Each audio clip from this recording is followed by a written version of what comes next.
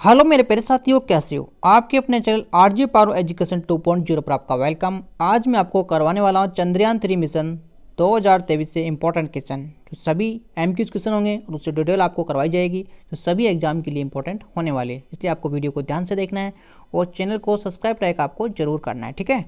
तो आपके सामने देखते हैं फर्स्ट क्वेश्चन। देखिए आपके सामने दे रखा है, इंपॉर्टेंट क्वेश्चन दे रखा है।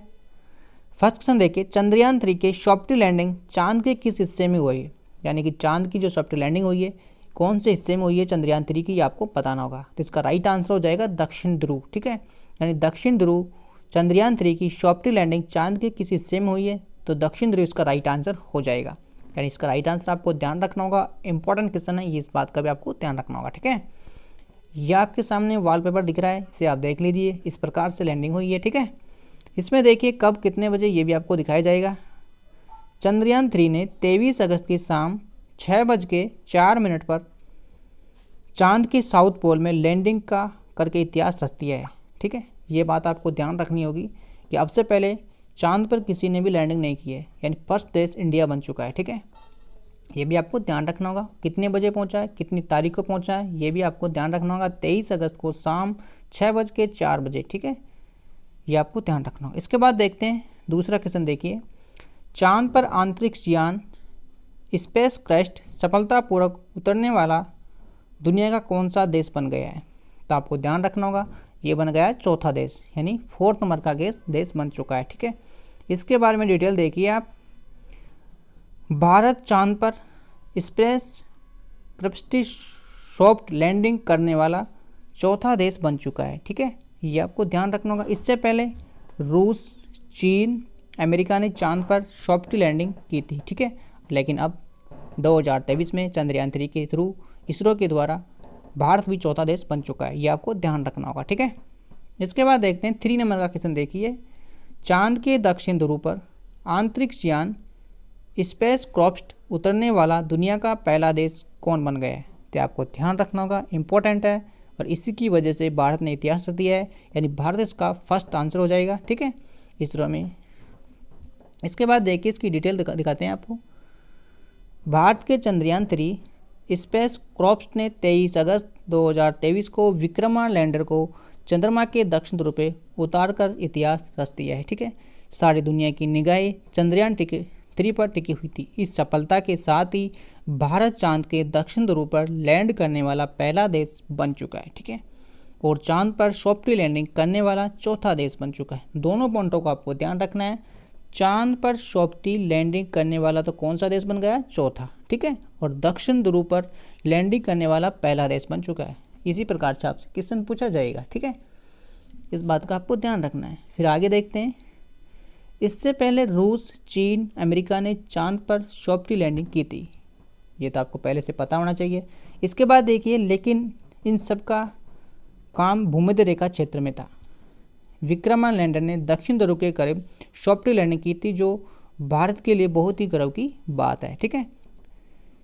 इसके बाद देखिए, चांद पर उतरते लैंडर ने भेजा संदेश, यानी शाम 6:04 पर चंद्रयान 3 के लैंडर ने चांद पर पहला कदम रखा।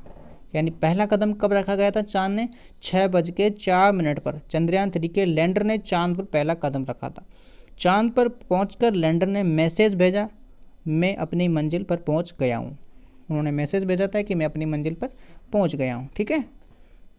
इसके बाद देखिए, ये वॉलपेपर आपको ध्यान से देखना है, ठीक है।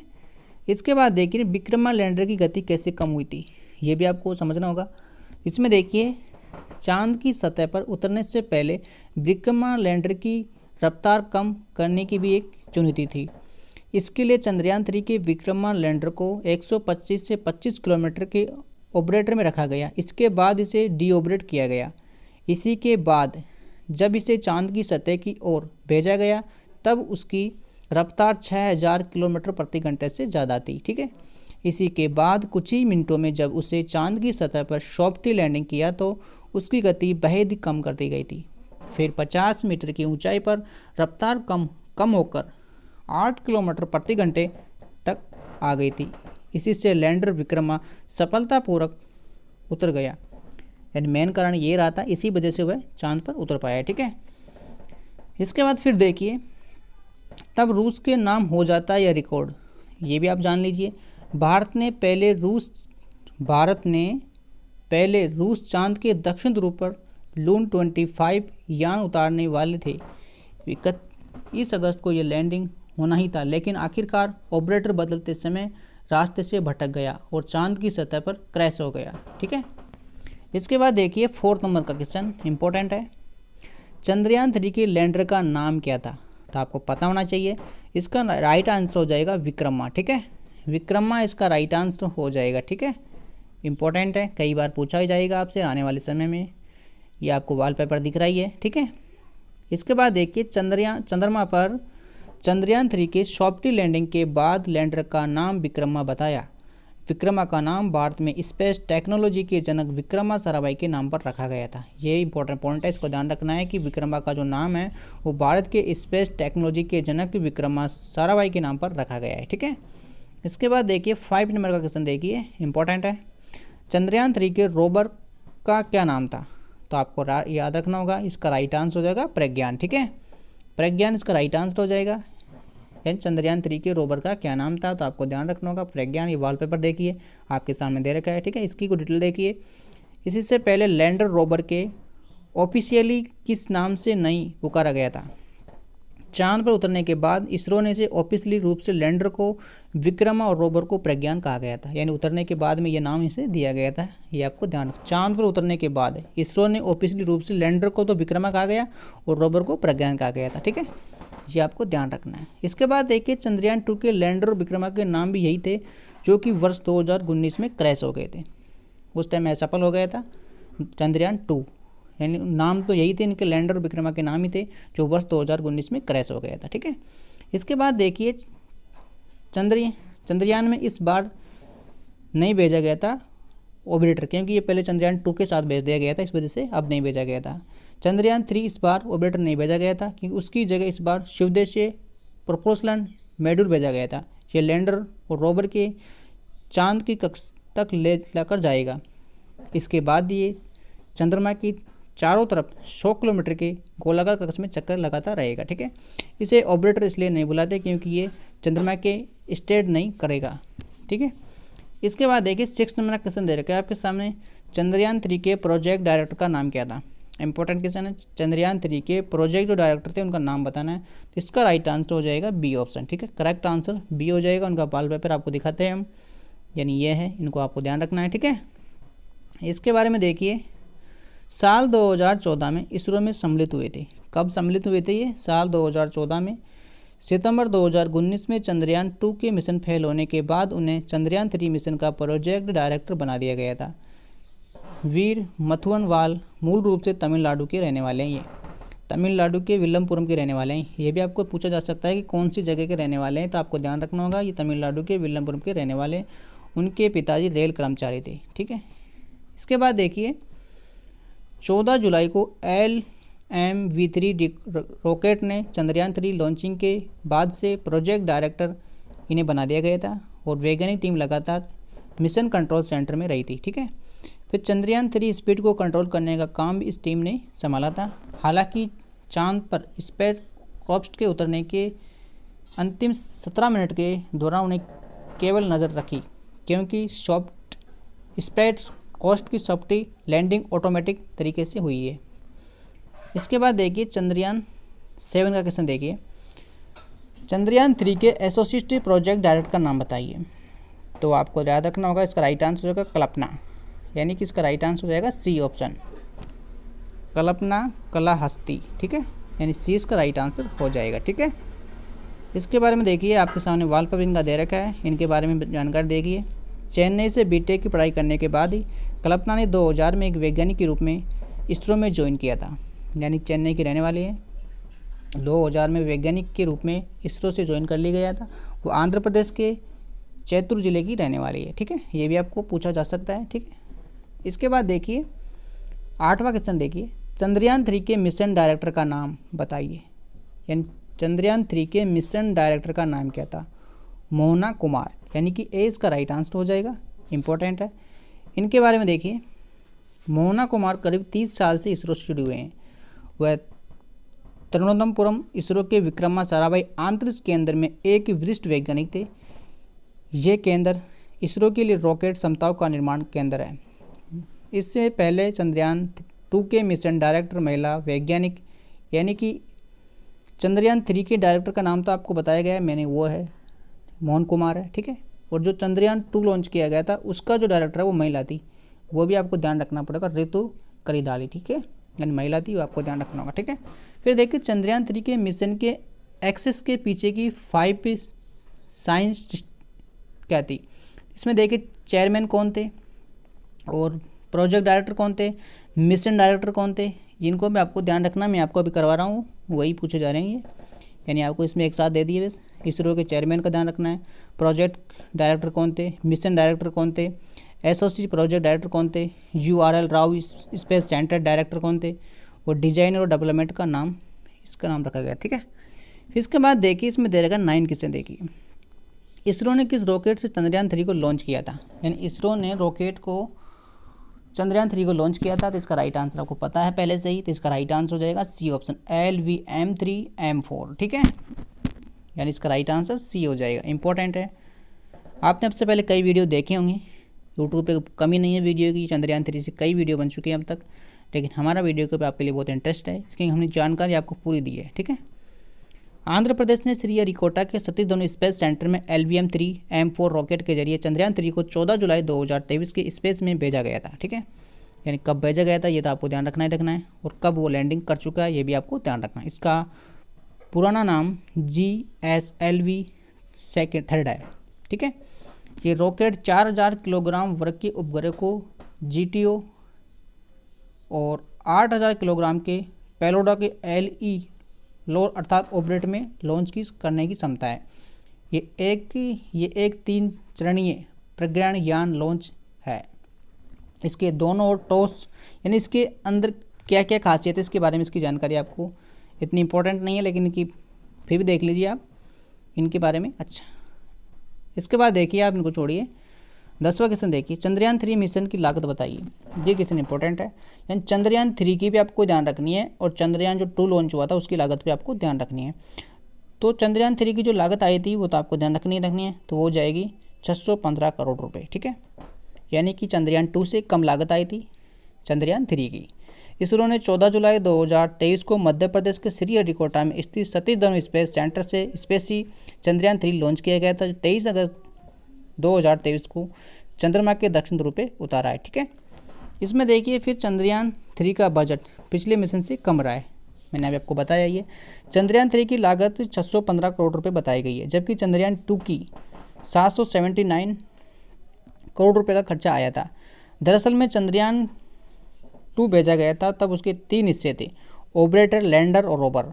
ऑपरेटर कामयाब रहा था और अभी भी चांद के ऑपरेटर में घूम रहा है। तो इसी बार चंद्रयान 3 में भेज रहे थे तो ऑपरेटर का प्रयोग नहीं किया, क्योंकि ऑपरेटर वहाँ पहले से ही मौजूद था। ऐसे में हमारे ऑपरेटर को पूरी लागत पर इसे बार बच गया था, खर्चा होने से बच गया था। और इसरो के सबसे अच्छी बात यह है कि वह ज़्यादातर काम इन हाउस करती है, यानी कि काफ़ी तकनीक ने खुद से डेवलप कर लेते हैं। इसी से ही कम लागत हमें बड़े मिशन की आलम रहा है, ठीक है। फिर देखिए 11वां क्वेश्चन देखिए, यानी आपको कारण बता दिया है कि क्या कारण था कि चंद्रयान 2 में तो लागत अधिक आई थी और जो 3 लॉन्च हुआ है उसमें लागत कम आई है, ये कारण भी आप समझ चुके हैं, ठीक है। इसके बाद देखिए 11 क्वेश्चन, चांद पर चंद्रयान 3 का लैंडर और रोवर कितने वक्त तक सक्रिय रहेगा, इंपॉर्टेंट क्वेश्चन है। तो इसका राइट आंसर हो जाएगा एक चांद दिवसीय पृथ्वी की 14 दिन, यानी 14 दिन तक वह सक्रिय रहेगा, ठीक है। ये आपको ध्यान रखना होगा, एक क्वेश्चन इसका राइट आंसर हो जाएगा, ठीक है। इसके बाद देखिए लैंडर चांद पर एक लूनर दिन तक एक्टिव रहेगा। एक लूनर दिन धरती के 14 दिन के बराबर होता है, यानी 14 दिन के बराबर होता है। चंद्रयान 3 के लैंडर की चांद की सतह पर लैंडिंग के लिए ज़रूरी यह है कि वह सूरज निकलता हो। लैंडर के लिए सनलाइट ज़रूरी होती है, यानी लैंडर के लिए सनलाइट ज़रूरी है। चांद पर 14 से 15 दिन सूरज निकलता है, बाकी 14 से 15 दिन नहीं निकलता है। ये भी आपको ध्यान रखना होगा, 14 से 15 दिन तो निकलता है, 14 से 15 दिन नहीं निकलता है, ठीक है। अब देखिए इंपॉर्टेंट बात है इसकी, चंद्रयान 3 का उद्देश्य क्या रहा है, यानी इसे लॉन्च क्यों किया जा रहा है, कोई कारण भी तो होगा इसका लॉन्च करने का, वो जानिए आप। इस मिशन में चंद्रयान का एक रोवर निकलेगा, एक छोटा सा रोबोट है जो चांद की सतह पर उतरेगा और लूनर साउथ पोल में इसकी पोजीशन होगी। यहाँ पर रोवर इस बात की खोज करेगा कि चांद के इस हिस्से में उसे क्या क्या खनिज, पानी, वायुमंडल, चंद्र कंपन की जानकारी आदि मिल सकती है। यानी वहाँ की जानकारी के लिए चंद्रयान 3 को लॉन्च किया गया है कि वहाँ पे, ठीक है। इस खोज से खास बात ही होगी कि अगर कभी मनुष्य हमें चांद पे या कॉलोनियाँ बसाना चाहता है तो उसे बहुत मदद मिलेगी, यानी वहाँ पे जा सकते हैं लोग, इसके बारे में जानकारी वह हासिल कर पाएंगे, ठीक है। इसके बाद देखिए इसमें कुल वजन कितना रहा था, क्या कारण था। चंद्रयान 3 में एक लैंडर, एक रोवर और एक प्रोपोर्शनल मॉड्यूल लगा हुआ है। इसके कुल भार लगभग 3900 किलोमीटर है, 39 किलोग्राम है, सॉरी। लैंडर और रोवर में साइंटिफिक इंस्ट्रूमेंट लगा हुआ है। पहला चांद कंपन मीनू को मापेगा, दूसरा पता लगाएगा कि चांद की सतह किस प्रकार की गर्मी को अंदर प्रवाह होने से, तीसरा प्लाज्मा को बताएगा, चौथा पृथ्वी और चंद्रमा के बीच की दूरी को मापेगा ये, और पांचवा ये मिट्टी के मौजूद खनिजों को ढूंढेगा, ठीक है। इसके बाद देखिए प्लाज्मा इन्वेरिमेंट को पता लगाने का क्या मतलब है। इसरो के चीफ एस सोमनाथ का कहना है कि हम जानते हैं कि चांद पर कोई भी वायुमंडल नहीं है, लेकिन बिल्कुल सच नहीं है क्योंकि इसी से गैस निकलती है, बल्कि ये आयन हो सकता है और सतह के बहुत ही करीब रहता है, दिन और रात के साथ बदलता है। चंद्रयान 3 के लैंडर पर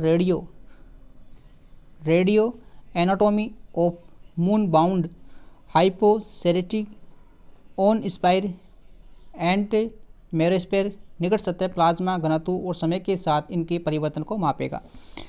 महत्वपूर्ण बातें देखिए, महत्वपूर्ण बातें तो आपको देखनी है। चंद्रयान 3 कब लॉन्च किया गया था? 14 जुलाई 2023 को लॉन्च किया गया था। किस रॉकेट ने लॉन्च किया था? तो आपको पता होना चाहिए, LVM-3 इसका राइट आंसर हो जाएगा। फिर देखिए चंद्रयान चांद पर कब सॉफ्ट लैंडिंग हुआ? 23 अगस्त को शाम को हुआ था, जो 6:04 पे हुआ था। चांद पर उतरा जो चांद की साउथ पोल दक्षिण ध्रुव में उतरा था, ठीक है। इसरो के बारे में देखिए, चीफ कौन है? तो आप सभी जानते हैं, एस सोमनाथ हो जाएंगे। आंतरिक्ष से संबंधित महत्वपूर्ण पर्सन, ठीक है, ये भी आप देख लीजिए, इंपॉर्टेंट है। अंतरिक्ष में उपग्रह भेजने वाला पहला देश कौन सा है? तो सोवियत संघ हो जाएगा, अब विखंडित होकर रूस, ठीक है।